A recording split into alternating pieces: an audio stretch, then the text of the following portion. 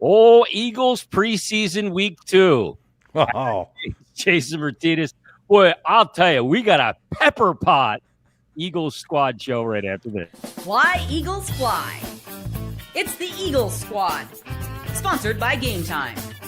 Everything Philadelphia Eagles every week, covering all the big hits and game-changing plays from the city of brotherly love, the way only the Locked On Podcast Network can. Get ready and squad up. It's the Eagles Squad show starting now. That's right. It is time for the Eagles Squad show. Post-Eagles-Browns preseason week 2. This episode brought to you by Monarch Money. Take control of your finances with Monarch Money. Use code LOCKEDONNFL at monarchmoney.com for 50% off your first year.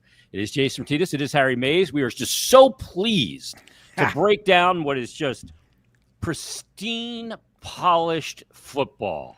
Said no one ever, Harry Mays. Yeah, I tell you. Thoughts on game 2? I mean, this is not breaking any new ground. We've known that football is all but unwatchable with bad quarterback play. It's really a tough watch. Even if you're a diehard fan of one of the teams in the game, as in this case the Eagles, that had to be a hard watch. I don't know whether to congratulate the folks that showed up to Lincoln Financial Field today and sat in that heat to watch this dreck, or suggest that they go to a doctor or something. I don't know. I don't know if they're crazy or it just shows you how great the fan base is, because that was brutal.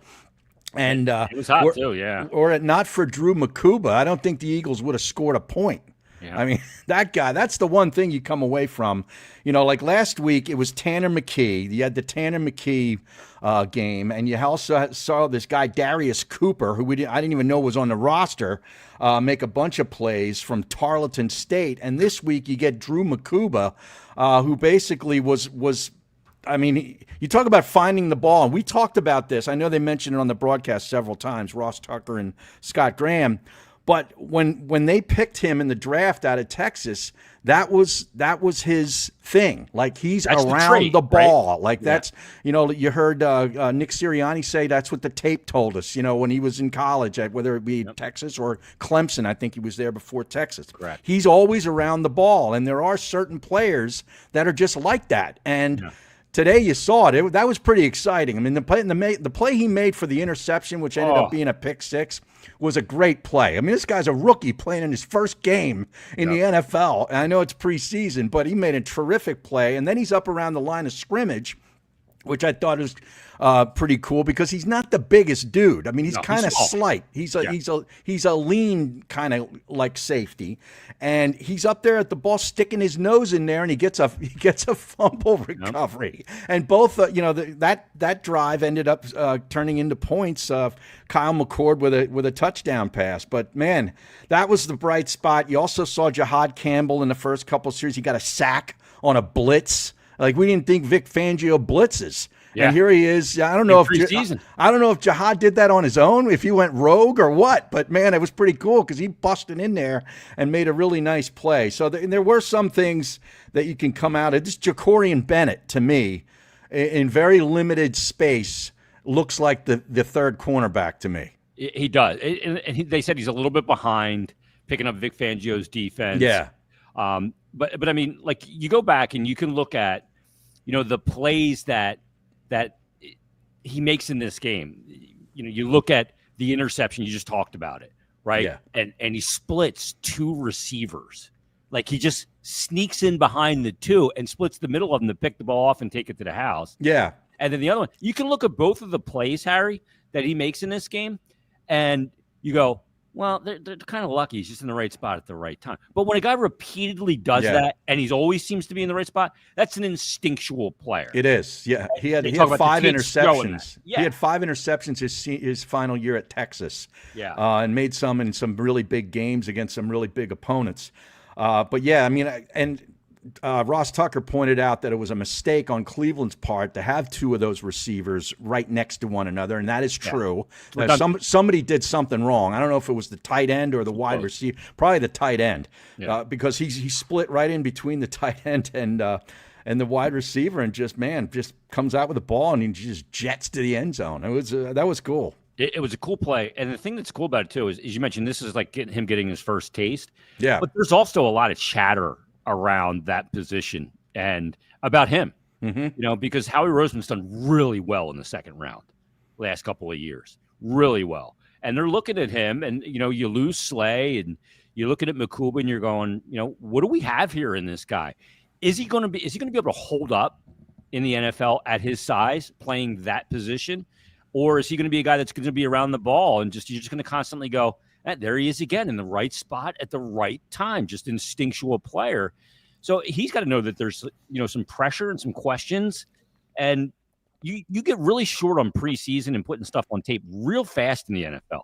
They got 90 guys in there, Harry. They get down to 53 real soon. Yeah. Guys got to go. We could start cutting right now.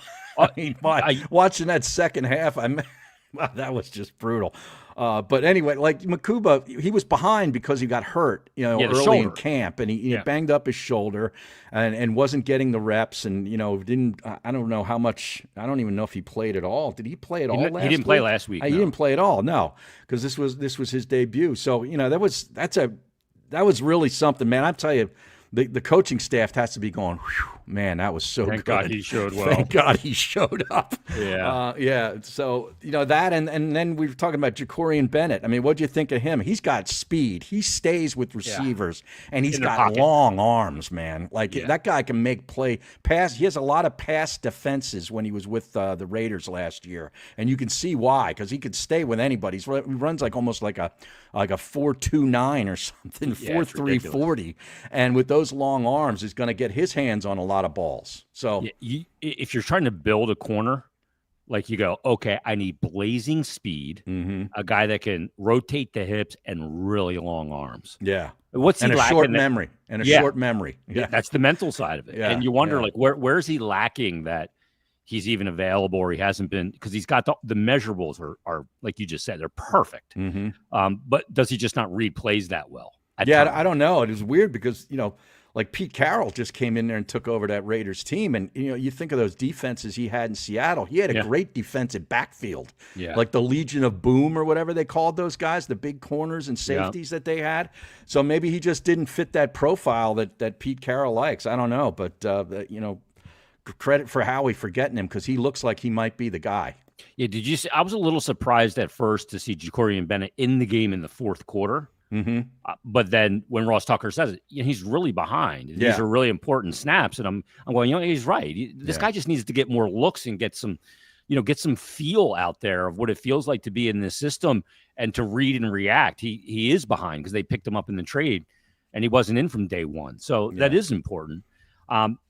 You mentioned it, Harry, that there's a lot of guys we can cut right now. I would imagine Howie Roseman's got double pockets full of pink slips. And I think he should just walk into the locker room after the game and start handing some of them out and make this easy, because some of them are going to end up being really easy decisions. We love what Makuba did, but some guys, you just look at their camp bodies, that. Maybe keep some of them around for the last game to have those bodies, and maybe some of these guys are practice squad guys or special teamers or whatever it is.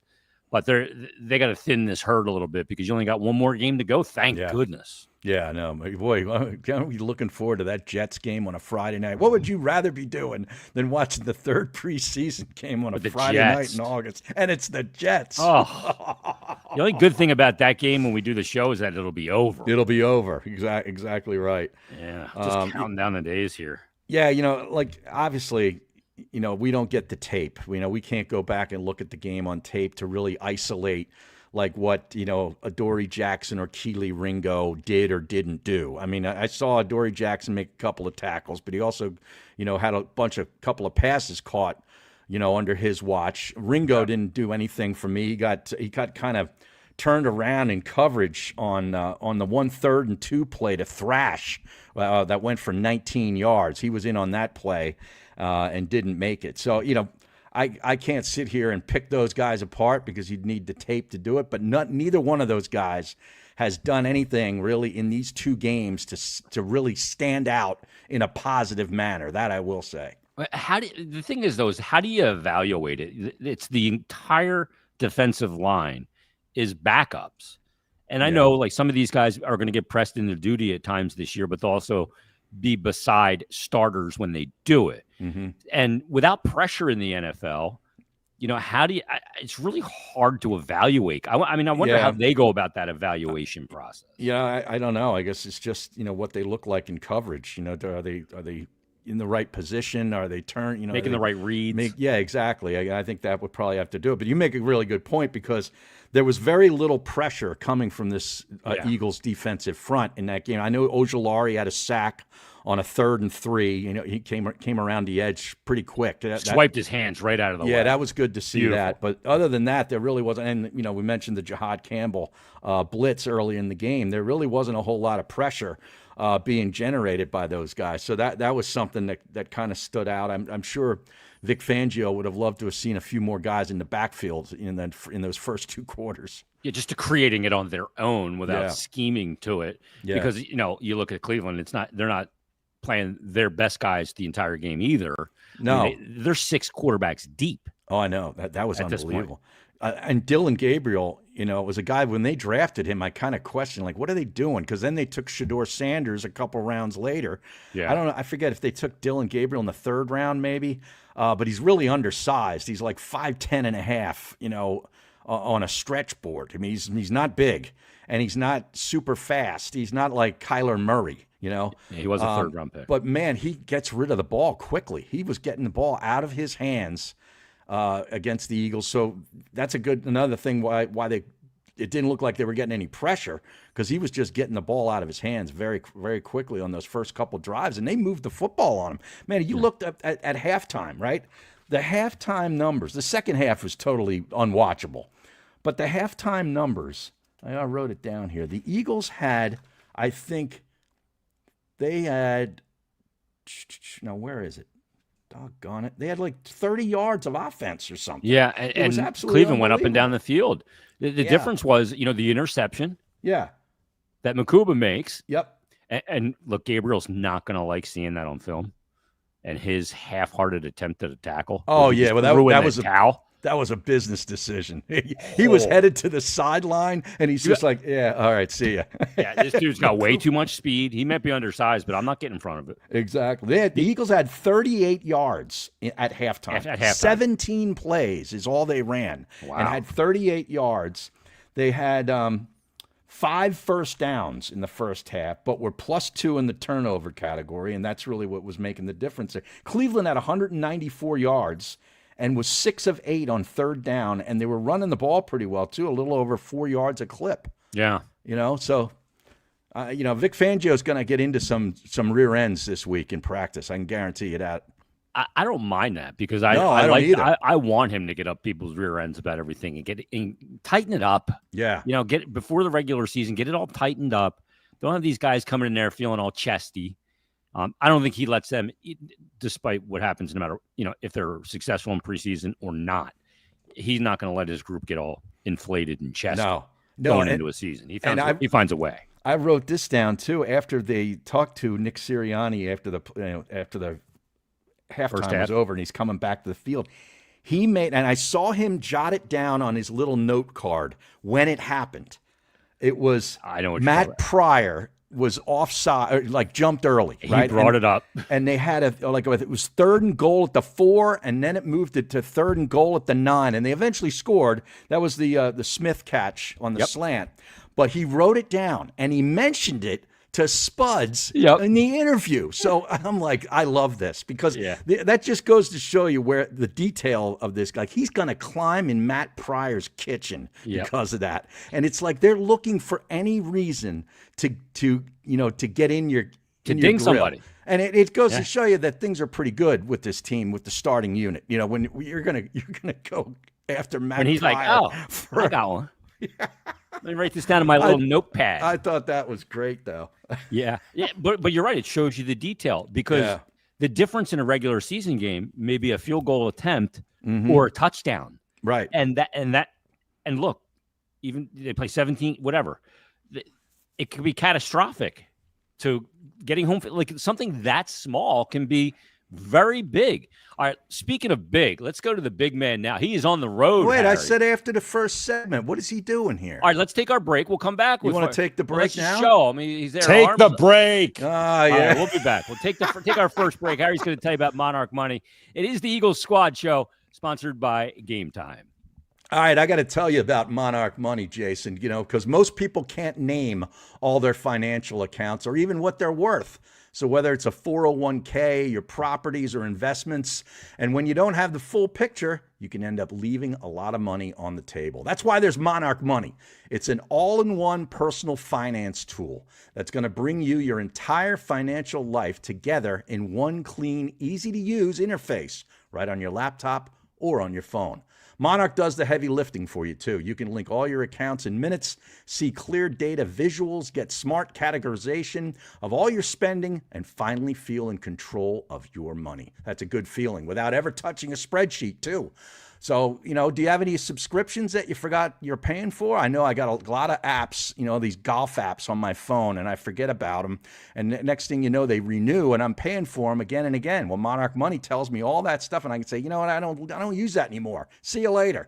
I linked all my accounts to Monarch and immediately spotted a few subscriptions I wasn't even using at all.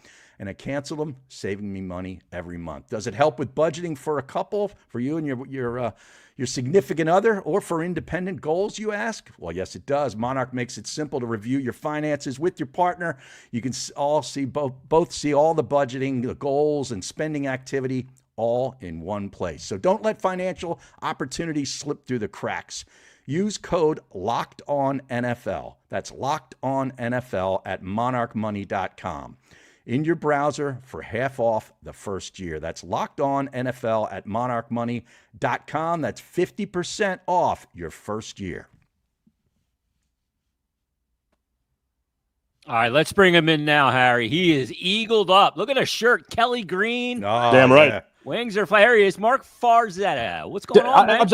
I'm sorry. Well, Harry, are you breaking my stones because I'm early? First off, in radio, from our history here, you're always 20 to 30 to 4 days early. That's the rule. All right. You guys put me in the segment whenever you want me in the segment, but I'm here. I am on time, and I'm greatly distracted. Look at this. Just look at this. Hold on. This is the spread for the event that I'm at. Are you looking at this? Are you seeing this? Do you see what's happening? Do you see what's happening?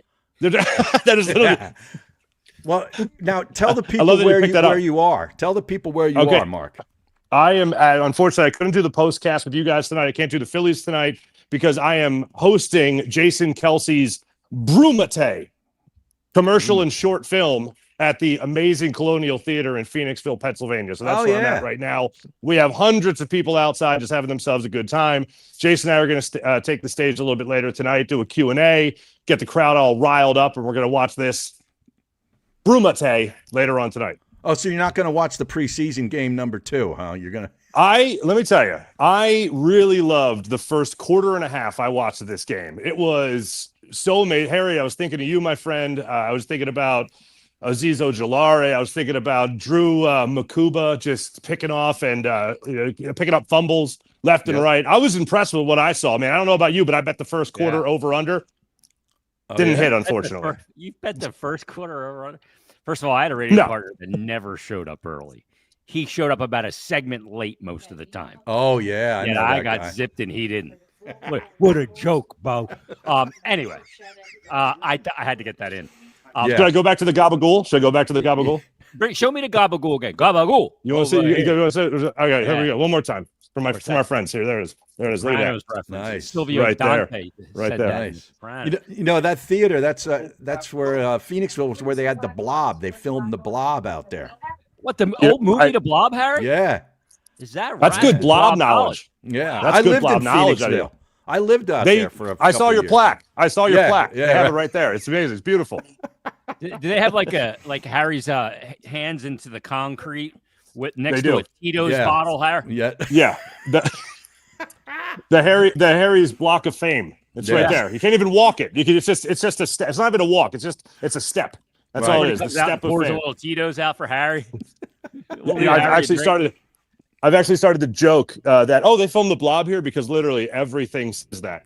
You walk into this theater, it's like, hey, we filmed The Blob here. I know. There's a big, beautiful movie poster up. This theater is incredible. Colonial Theater in Phoenixville. Yeah. Absolutely awesome. Hey, Mike Piazza's from there, too. That's the other claim to fame. Of course. Oh, really? I thought he wasn't a Norristown guy? Well, he went to Phoenixville High School, though. Yeah. So, grew up in Norristown. He's listed as a Norristown birth. Oh, okay. But yeah. Mike Piazza's all right in my book. And he was like a really deep draft pick. Like the 63rd round or something like that. Something crazy. Yeah. Mark, you mentioned Makuba, and you liked what you saw in the beginning. Let's get your impressions on the quarterback play. Because last week we were all geeked up about Tanner McKee. It was great. I mean, I don't know why you got to ice this guy already. I mean, you could have thrown us a bone and played him a series. But DTR does not look DT ready at all.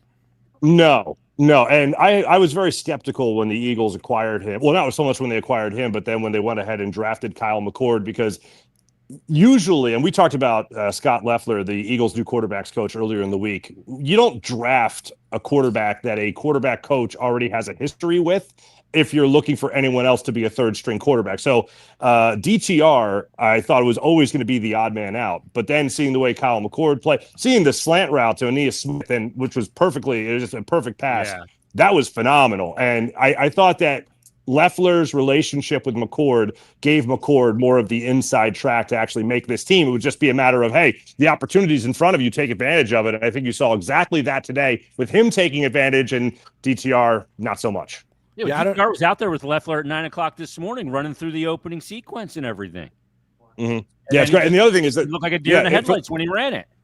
For those that don't know, Loeffler actually recruited McCord to Boston College while he was there as the offensive coordinator under Adazio. So that's why they have that relationship. He recruited McCord while he was at St. Joe's Prep. And I don't think his coach ever told him that. I think that's how the story goes. His coach never said, oh, by the way, Scott Loeffler up at BC really wants you to play for him, because he thought he might be too distracted as an 8th grader. Wow. Jeez. Yeah. But then Ohio State came calling. And then how about that? But those Buckeyes. I can't even call him DTR because that sounds cool. Like, you got to play well to earn the DTR from me. It's Dorian Thompson Robinson, former Chip Kelly quarterback at UCLA, by the way. Well, I don't have the – he hasn't earned the right to have me say all three of those names yet. No, that's true. That takes too long. Chip must have hated that. Just Dorian. You know? Yeah. Number 14. Just call him like Buddy Ryan and call him number 14. Yeah, 1-4. Chip Kelly loves efficiency. That ain't efficiency. No. Yeah. No doubt. Yeah, he didn't show well. You mentioned Ojulari. He gets in there, makes a sack, just beats his guy clean on the outside. He's the guy that's had some sacks in the NFL already. This game was definitely more about the defense for the Eagles, and I think we were going and looking at that. When you look at and consider, who was in there at the end, and don't kill them for it. But you look at it, the defense was good in the second half even. But what kind of grade are you giving out, Mark? For the defense as a whole, I think I'm going to be looking at guys that could be potentially starting for this team. You have to grade that pretty low. I think you're going to have to be looking at a D+ later in the game, and then earlier in the game, you can look at guys that really help their stock with this team. And there's no better example. First off, it actually about Azeez Ojulari. He gets beat on that reverse play where he gets caught looking on the opposite side of the field, and they run right around him, so he gets beat on that. Then later in the game, you see a little bit of a redemption story there with him when he's able to get into the backfield and get a sack for himself. You got to feel good for him on that. You saw his press conference earlier in the week where he talked about not pressing and not doing anything else, just making sure that he was focused on just getting after the quarterback, especially after Vic Fangio had already addressed the media late last week, saying, I need the edge guys to step up. Who's going to step up behind our number one guys? So Ojulari doing that certainly really fulfilled that prophecy. Then Drew Makuba, obviously, with his interception and then scoop and fumble recovery as well.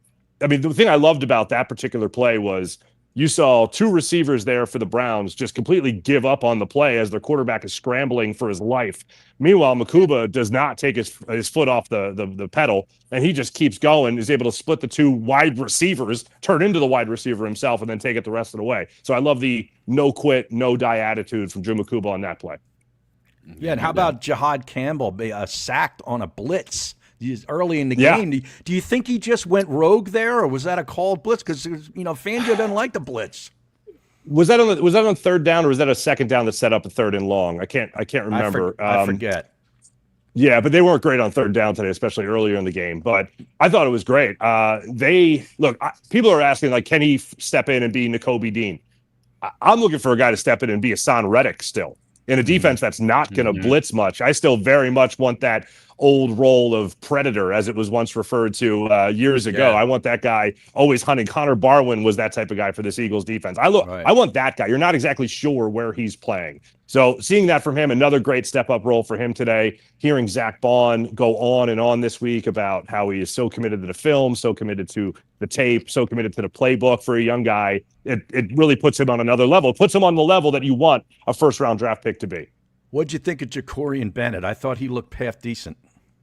I thought he did too. I mean, you go back and, obviously when the Eagles acquire somebody, you always go back and you look for their combine numbers, see what they did. Unfortunately, Vic Fangio didn't remember him coming out of college. But 4.3 speed is 4.3 speed, and he was certainly flaunting that today. There were a couple of moves that he got beat on, but then that's where you saw the speed. He was able to come across the middle. Yeah. The recovery speed was off the chart today. So I love that. And I keep going back to this. When they got Jacorian Bennett, they talked about whether or not he was really going to compete for a job. And Vic Fangio didn't even seem sure of it. I mean, this is training camp. This is an old school coach. I thought everybody's job was on the line, more or less. Well, he talked about Jacorian Bennett like he was just some throw-in guy. And now he looks like a guy that is going to be competing for that number one spot because of that makeup speed, because of that recovery speed. And his hands were pretty good, too. He put his hands out there to break up those passes. It was right on the money with him. He's got long arms, man, and a lot of speed, like you mentioned. But Adoree Jackson and Nora Keely Ringo have done anything to really make me think like they're the guy. Man, somebody, I can't remember who it was. They were really trying to sell us on this Keely Ringo character. I don't...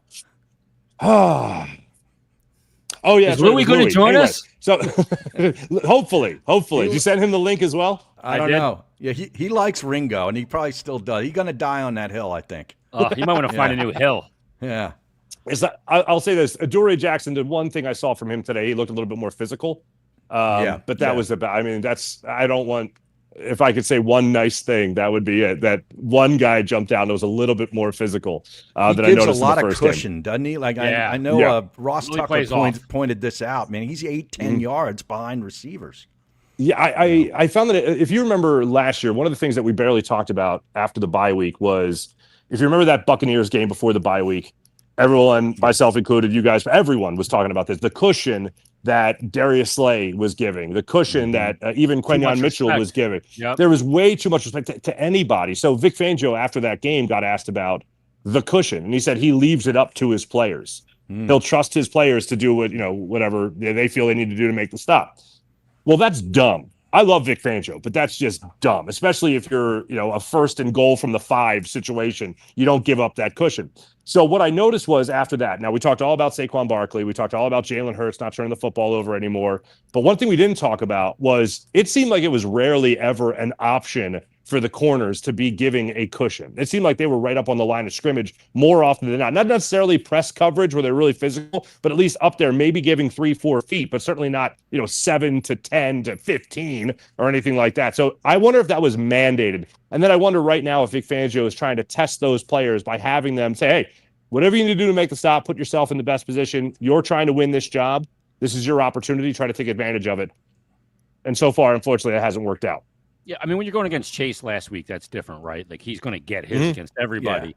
Yeah. And when you're playing Tampa Bay, I mean, you're dealing with some Godwin and you're dealing with some great receivers. Right, so, not Jamari Thrash. Yeah, not James Thrash. I keep wondering if some of these guys are like in relation to some of the old Eagles. Obviously, we saw Jeremiah Trotter out there today, and the old man played for the Eagles. But I see Thrash, and I'm having like PTSD flashbacks of Eagles receiving cores that weren't good enough. But look, we're not going to see the true Eagles receiving core. Last one for you, Marc. Based on what we've seen through 2 preseason games, is that 3rd, 4th receiver getting solidified in any way? We know who number 1 and number 2 are. Yes. I think Aeneas Smith when it comes. It's probably Dotson, right? I mean, it's Dotson's 3rd. Probably right? Dotson. He hasn't been knocked off. Yeah. No, Jahan Dotson, Johnny Wilson. I'm really surprised to see how much and hear how much Jalen Hurts has talked about Johnny Wilson. Yeah. And then Wilson didn't get any targets in this game, I don't think. No, he did not. But in the return game, I'm really curious to see if Aeneas Smith will be making this roster as far as a returner goes. Because I'd obviously love to see Cooper DeJean no longer do that. I know this was the debut from my guy Terrace Marshall, he caught a couple of passes, but I think he's going to be a practice squad guy. Yeah, 2 for most 50. likely. Yeah. I think the starting roles, including Tyler Steen, didn't even suit up today. I think the starting role there offensively are all buttoned up. Yep. Including the A.J. Dillon minus 14 catch. They had 8 different receivers. That was dumb. He's a veteran. That's dumb. Play. Yeah. Got the ball. You knock that down. Yeah. I think that's it's your nature is just to grab it. And I think it's harder to do than we think. But Mark, enjoy the event with Jason Kelsey tonight. Thank you, brother. There at the Colonial Theater with Ray Didinger and Ed Rendell. It'd be a great time out there.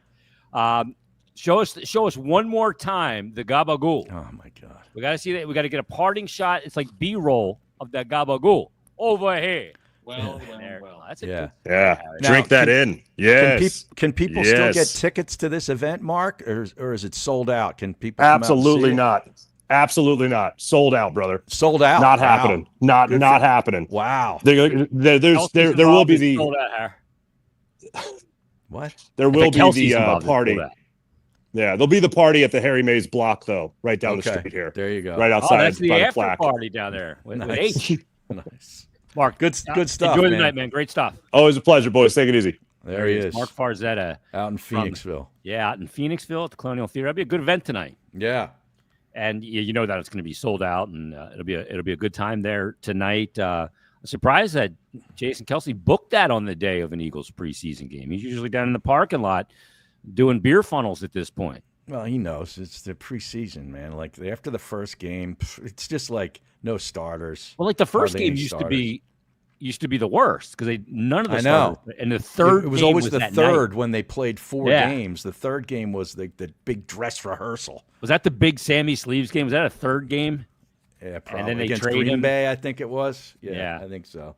Everybody was going crazy about Sammy Sleeves, and then of course they trade him the next preseason, and Carson Wentz goes from third string to the quarterback and just leapfrogs the former great Eagle Chase Daniel. Harry. Yeah. Now we got a lot of comments here on the chat. Yeah, we'll get to those coming up. We'll do that maybe in the next segment. We do got to flip it around to the offense side. I want to talk about the running game a little bit, which we'll do. Oh, yeah? So stay tuned. We still got time to go. We'll see if Louis, he might be in mourning, Harry. No, Louis doing his own show right now, I think. Oh, is that right? Yeah, I think he does his own show after these games. Is that the Eagles post-apology party for Killy Ringo, Harry? Is that what that is? Keely Ringo is going to have every chance to make an impression. He's going to make the team in week 3. Oh yeah. He's making the team. So we can get over that point right now. Yeah. All right, let's take a time out. We'll come back. He needs to make a play, though, man. He really needs to make a play. Yeah, I've about seen enough. Back after this. All right, let me tell you about Yahoo Fantasy Sports. You know it is fantasy sports season. You have it all through the summer with baseball. But this episode is presented by Yahoo Fantasy. It's the best time of year. NFL kickoff is almost here. Matter of fact, I'll get the countdown clock out as well. And that means fantasy football season is back in full swing. And this year, Yahoo Fantasy is turning things up with a fantasy football experience like never before. Marc Farzetta uses Yahoo. Many people using Yahoo Fantasy. Why? Because it makes it easier. Whether you're a first-timer or a veteran doing it for the millionth time. I mean, you've been doing this for years, and it just gets better and better year after year. The technology, the platform, the features, the layouts. It's still the commitment it was to win, but it's not as laborious as it was in the past. If you've used Yahoo Fantasy for years, you're going to love it even more as you go along because the updates they're rolling out this month are wild in the best way. One of the great features, the new Guillotine Leagues. They just dropped. Every week, the lowest scoring team, you get eliminated. That's like being just relegated in soccer. And it's the last one standing league. Whether you're all in for something new or you like sticking head-to-head leagues or jumping into public leagues, Yahoo's got total coverage for you. Don't worry about it. To celebrate 28 years of fantasy football greatness, Yahoo Fantasy is dropping 28 big new features over 28 days throughout August. And to kick it off, they just dropped Yahoo Fantasy Guillotine Leagues, a killer new way to play fantasy football on Yahoo, where the lowest scoring team gets eliminated each week and there's one team left standing. And the season is just around the corner. So check it out now. Now's the time to get your league together and give this new mode a try. And if you're more into the classics, you can still play the head-to-head private leagues, whatever you want to do. Join the public leagues. You can do that all as well. Stay tuned for more killer announcements.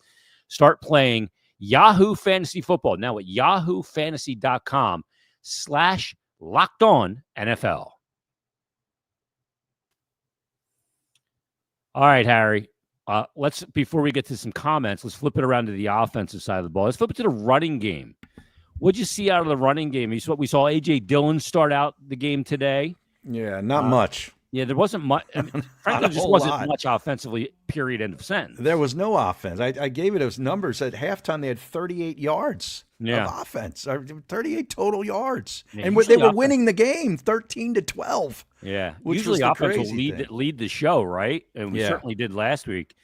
We're not even getting to anything offensively on that side of the ball until now 36 minutes into the program. Yeah, I mean, I wasn't impressed at all with that offensive line with those backup players in there. Like I'll tell you this, what's his name? The guy out of Miles Hinton, the sixth round pick out of Michigan. He looked bad. He got beat. That DTR, when DTR mishandled that snap, I guess they put Toth.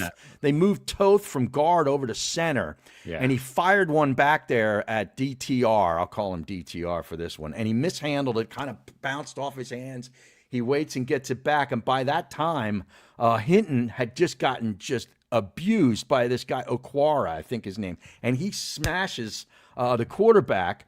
And results in a pick six. KJ Henry, who was an Eagle for a little while, ran it all the way back. And Hinton got beat on some other plays too. So I was really down on some of these offensive linemen. The second string guys who, we're thinking Landon Dickerson's going to be back for week 1. You hope. But if any of these other guys go down, I mean, these guys got to start playing better. We give all this credit to, the offensive line coach, and rightly so. But he's got some work to do with some of these guys, based on what I saw. Because you wanted to talk about running game. It's hard to run when the offensive line is poor. Especially when we're used to watching their starting offensive line just dominate games up front. Yeah. Cam Jurgens was interviewed during the game. I saw that. And talked about the surgery. The offensive line, we hope some of these guys aren't going to have to play. Odds are you're going to have to use somebody besides the starters throughout a 17-game season. Oh, yeah.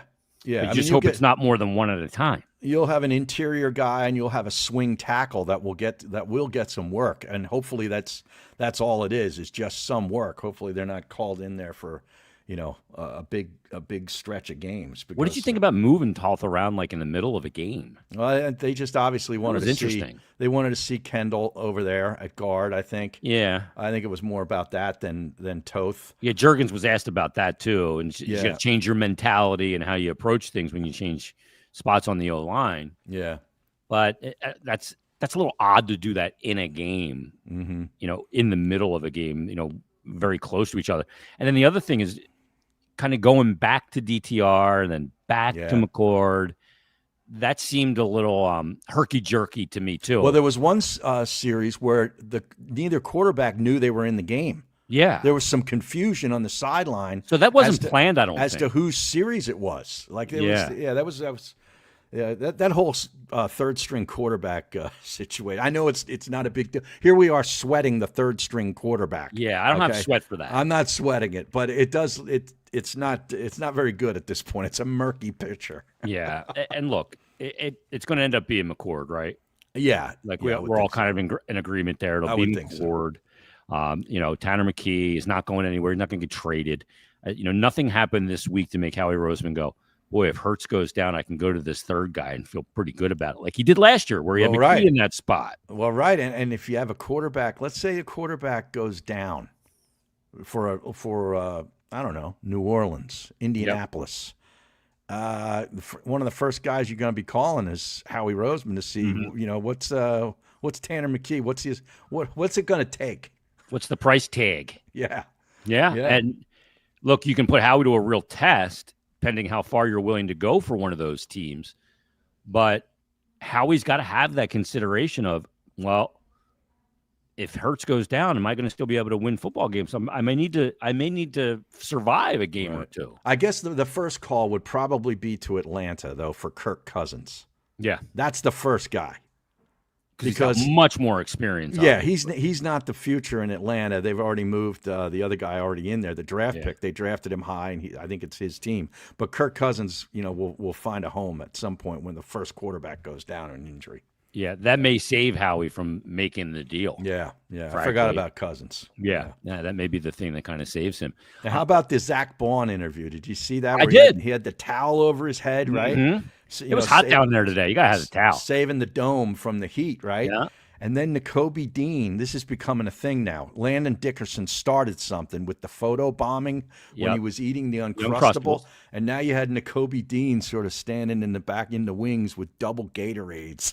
He looked like a psychopath. He did. He really did. He looked like a weird dude. I was like, what is going on? The look in his eyes. I was like, does he have a heat stroke or something? Yeah. I didn't know what was going on down there. That was pretty funny. I mean, I'm looking for any way to be entertained at this point in this game. And I was entertained by Dave Spadaro doing the steps, Harry. Oh, Spuds. Yeah, he's great. And how about the freaking the polos they were wearing, the broadcast team, they're wearing the old school Kelly Green golf polo with the old logo on it. Yeah. That's a good shirt. Is that like a harbinger of something to come that we don't know about yet? Well, I think go that retro look? No, I just think they wear stuff that's available in the pro shop so people like me go on and buy it. Yeah, I mean that shirt, Harry, frankly, would look really good on the golf course. Oh, absolutely. That's what it's made for. I guarantee you.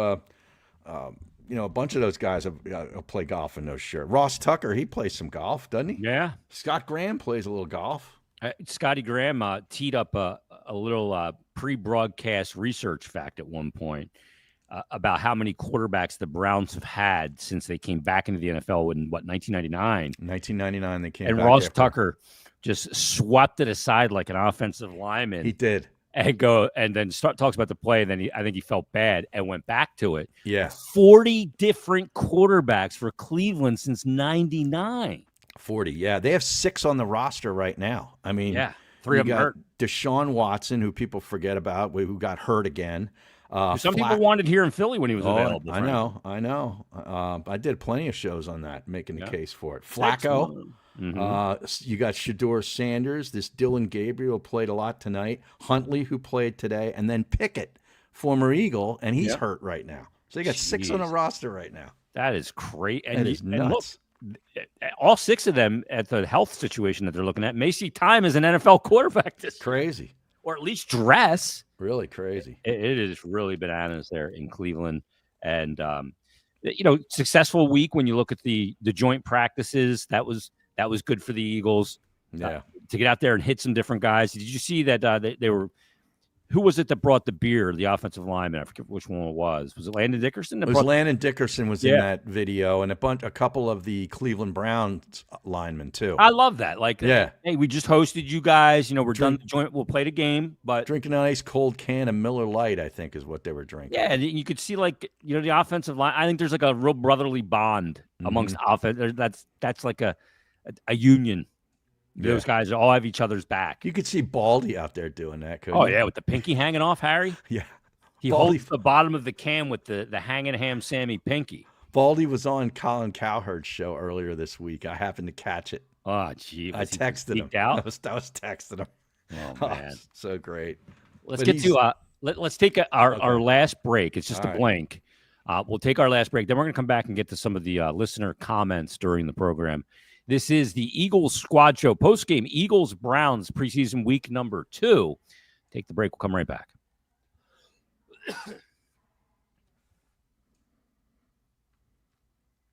All right, we are back. Final segment here of preseason game week 2. We're back next Friday, Harry? Is that the final preseason game? Yeah, I believe Friday, 7 p.m. is the game time against the Jets. Okay. And then, of course, we're on immediately after it for an hour. And then it's the countdown to the regular season. Right. And they were talking about it on the broadcast how they'll be getting ready for 2 things, the Dallas Cowboys and the unveiling of the championship banner on September 4th at 8:20 in the evening. 19 I cannot days. wait for that. 19 That's days it? is the countdown. Yes. I have it in my countdown goodness. clock. Oh, my goodness. I Yeah. cannot believe that. I mean, we have college football next weekend, do we not? There might be a game or a couple of games. I think the Penn State Indy Lions play on the 22nd. Who do they have? They have a lame early schedule, if I remember. I don't think anything's lame when it comes to Penn State, Harry. Yeah. The 2025 schedule, they play. Oh, no, they don't play till the 30th. Well, who do they got? They host Nevada. There you go. Nevada. And then that juggernaut FIU comes to State Florida College. International. Well, And what then next? Villanova. Akron? No, Villanova, Harry. Oh, Villanova. Okay. Number one city school. Jeez. Yeah. And then they host they start out with. I heard that, by the way. They That got didn't tons get of it. past me. Their first road game isn't until Yeah, October it's probably in 4th. November. Probably November till they go on the road. Well, October 4th, they go to UCLA. It's a joke. Yeah, and then come home from Northwestern and go to Iowa. Go to Ohio State November 1st. They're going to get smoked. It's the number 2 team in the country, Harry. Yeah. I think it's time for you to show a little respect. Down on bended knee. Yeah. You just called Villanova the biggest, the number one city school, and I'm going to go down on bended knee? Yeah, well. Yeah. How about, before we get to the comments, did you catch at halftime? And, of course, the game's on NBC 10, so they go to their news, right, at the halftime for a little weather report. Did you see the guy? This dude, Marvin Gomez, I think was his name, and he has a green tie on, and he's making a big deal out of his eagle green tie. And then at the end of the report, he goes, "Go Birds!" Oh, man. I just find it really annoying and nauseating when the news people get all sportsy. Yeah. Why does that bother me so much? Because you feel like they're invading your turf that you live on every day. Yeah, I guess You that's what reside on this turf, Harry. Yeah, like when the Phillies are in They're the playoffs. squatting on it for they go crazy, and then all of a sudden, then they're Phillies experts. It's just such a joke. Well, Harry, you're doing a little bit of gatekeeping here. Yeah, yeah. You should just look. The Eagles don't need any gatekeeping. They have such a loyal fan base. Yeah, but like people sometimes are like, when it comes to the Flyers, like I don't gatekeep at all. I just want everybody on board. Well, yeah, because I just want more people involved in it. But they don't have the mass numbers that the NFL. Well, that's kind of a niche sport at this point, comparatively speaking, of course. Yeah. But it does sometimes feel a little forced. A little when like the weather nerd is like, "Go Eagles." Well, why don't then you should send old Marvin Gomez a nice orange and black tie so he can wear it. When the Flyers are. I have a few. Whenever they start winning. Because I don't wear the tie anymore to the broadcast. Oh, that's right. I said enough's enough with this tie stuff. Yeah. I'm on radio, for goodness sake. I got into radio to not wear a tie. I know. So I just stopped doing it a couple of years ago. And so you go through the players' entrance without a tie. Players don't even wear ties anymore. In the new CBA, they don't have to get dressed up anymore. They negotiated that. Okay. It's like in the NBA, they show up in a sweatsuit. You can do that now. All right. All right, let's get these comments here. We got a lot Kevin, going on here. He says, nice to see a safety that wants interceptions instead of concussions and fistfights. Was there a safety that wanted concussions and fistfights? Well, like Sidney Brown is kind of a guy who loves contact, and he's a little nuts. I think maybe he's referring to that. I don't know. Look, I like he's very reckless. He's a little nuts. He's overly aggressive, Sidney Brown. Did you like Steve Atwater when he was there? Pre-snap, calling out Christian Okoye. It was Atwater with the Broncos. Was he with the Broncos? Yeah.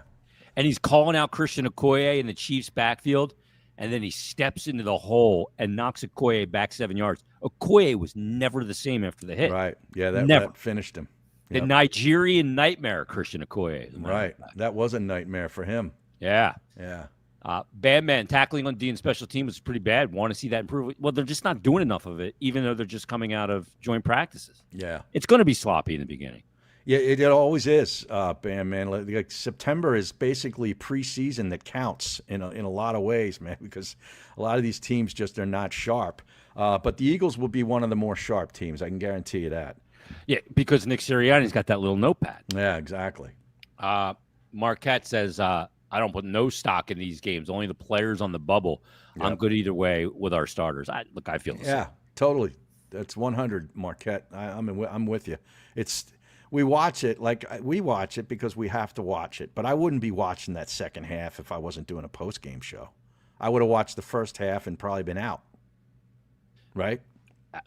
You couldn't have said anything quicker. Yeah. Just gone. Marquette also says that Ringo going to make the team, but Jackson's got to go. I think Ringo should play safety. Interesting. What are you thinking about the usage these days, Harry, of Cooper DeJean? Have we learned anything that will kind of lead us to the usage of Cooper DeJean when the games matter against the Cowboys coming up September 4th? I don't know if we'll see it with the Cowboys game, but I think at some point during the season you're going to start seeing him moved around, where all of a sudden it's like, oh, look where they got DeJean, and I think they'll do the same thing with Campbell. Yeah, too. I mean, they got some really exciting, versatile players on that side of the ball, young guys that are very talented, very gifted, and versatile. And you have Vic Fangio is showing you sort of hints during preseason that he's thinking the same thing. I can use him here, I could do that, and maybe they just do it once or twice, but it could be result in a big play because the opposition doesn't have it on film. No, they've never seen it before. They're seeing it for the first time. Right. And you can go, well, we can kind of plan for it, but we still don't know what it looks like. Mm-hmm. Right. And that's a big thing. Edward Chamberlain says, honestly, he's got 3 messages in a row I want to play. Edward Chamberlain, what was that today? Eagles gave us nothing sitting out there at 100-degree weather, and at least give us the backup QB. But no, why? You got to understand, preseason is that. You cannot go in with an expectation to be entertained. Yeah. You just can't. Well, I mean, you were entertained by Makuba today, and last week you were entertained by Tanner McKee. So, I mean, you are getting something. Yeah, you've gotten more maybe than some other teams have given or the Eagles have given in the past. Yeah. But look, when you go to a preseason game, know that you're good for about a quarter and a half, and then you might as well just pack up your stuff and go home. Yeah, and you had Ojulari in there. He started the game, made a sack eventually. Uche's in there. I mean, it's all nice. Some nice from McCord. Yeah, Trotter Jr. was all around the ball too. He's very active. Campbell started and made a couple of plays. So you are getting to see some of these guys. It was the offensive side of the ball where they really went second, third, fourth string. Yeah. That was a rough watch. They look, and like Bam said, that the D was a lot better in the second half. The backup offense was about as bad as you'd expect. Yeah. And again, I'm a firm believer. I think sports is all about one thing: expectations. If you went into this game expecting to be entertained because it was NFL helmets on an NFL field against another NFL team, then you get a rude awakening really quick in these preseason games. We used to, when we did sports radio, we'd make so much out of, I know. Preseason's here. We've just been going through this period of nothing. Yeah. Since the NBA Finals have been over, since the Cup's handed out, and you have just baseball, you're just going, I want football. And it's not going to give you anything. Well, thank goodness, though, the baseball team has been giving you something over these last couple of years. They've been something. And they give you some good conversation, too. They do. They do. They're always a big always something going on around these Phillies teams. Yeah. How about the Eagles Wall of Fame inductees this year? They did the thing on the game today about him. Malcolm Jenkins. You remember you and I interviewed him many times. We really liked that dude. He loved coming on with us. We just wind him up and let him go. Very impressive guy to talk to. I watched one of his speeches, I think it was pre-Super Bowl, talking to the defense from the 2017 season on Twitter the other day. Somebody tweeted, it might have been the Eagles that tweeted it out. Probably was when they and him just hyping everybody up. Oh, yeah. I couldn't hear it enough. We did an event somewhere too where he was there. Yeah, you and I forget, but yeah, he was very impressive. So it's good to see him getting his due. Big part of that Super Bowl winning team. And how about this? One of the best names in sports. Bucko Kilroy. Yeah, it is a good one. It sounds like a baseball player, like a comic strip, like superhero or something. You know what I mean? Like back in the 40s. Bucko Kilroy. And he played in the 40s for the Eagles on those championship teams. Yeah. And he played at Temple. 748. He was a Temple guy. Bucko Kilroy. They don't make names like that anymore. Because Bucko Kilroy was in one of the wars. Right. Well, yeah. He was a merchant marine, apparently. Yeah. Yeah. Yeah, that totally makes sense. How about Bucko that? Kilroy went overseas and fought at the Battle of Guadalajara. Yeah. All those things. Great stuff. With Jenkins, it brings me to something really interesting. When the Eagles traded for Malcolm Jenkins or acquired, I forget how they got him. I think they traded for him. New Orleans. He was with New Orleans, yeah. And there was another safety they were trying to get. I think he was a free agent. And people were more upset that they got Jenkins and they wanted somebody else. Yeah, instead. Ward, wasn't it? Yeah, it was Ward. Ward. His Tampa, last right? name was Ward, and I think he might have gone to Tampa, but was with Cleveland at the time, and was leaving Cleveland. Yeah, I think it was Ward. And there might have been a third guy, too. Yeah. They were all available in the same year, and they got Malcolm Jenkins, and we're like, oh, okay. He ended up being a guy. he ended up being the leader, like the heartbeat of the defense. Yeah. And, he was a guy that when he came in, we got to know him as a player and everything, the way he played and the way he led. You go, boy, what a perfect fit. The guy just fit. And there was a lot of guys on that 2017, that team that went on in 2018, technically to win that Super Bowl. But he was one of those guys, guys like LeGarrette Blount who won before. Right. And Jay Ajayi and some of those guys. One last thing from the preseason game today, I thought was one of the most interesting things, that there's going to be a game at Lincoln Financial Field between Delaware and Moorhead, where Mike Vick's coaching. No, that's Norfolk State is where Mike Vick yeah. is, against Delaware State, which is where Deshaun Jackson. Jackson is the head coach. He's Kojaks. Did you hear the name? Yeah. He's not D-Jax anymore. He's Kojaks. He's Coach Jackson. And he's going to be coaching against Michael Vick. Yep. I'm intrigued by this. Yeah, the game's at the link. Yeah, that's so cool for those two guys to be doing that. Yep. And, two guys that you probably wouldn't have thought would have went on the controversial guys in different ways in their playing days. Harry. No doubt. Going on to coach. No doubt. Yeah, I had no clue, or I never saw this happening for Deshaun Jackson. I mean, I used to host his show, right? If you would have told me that, I had you committed. Exactly. He was the last guy that I thought would be a coach. Now, Mike Vick, I'm not as surprised by it, but the D-Jax thing really threw me for a loop. Well, I always look at coaches and I go, the guys that are the best coaches, the guys that had to work for everything they got. They just weren't pure freaks. Mike Vick was a total freak. Yes. He could throw the ball out of the stadium when he's tied up like a pretzel. Oh, yeah. It was just, his athletic ability was just ridiculous. He just flicked it down the field. Yeah. I remember the one commercial he had where he's just flicking it everywhere out of the stadium. And the ball came out of his hand like you wouldn't believe. But to see those two coaching against each other, I think it's a very cool thing. I do, good for those two programs. I do, too. Yeah, I mean, it's definitely, I think, kids these days are they're definitely going to know those players. Oh, yeah. It'd be sort of like, a basketball team, putting Allen Iverson on the staff, just find a way to put him on a staff so you can help him with recruiting.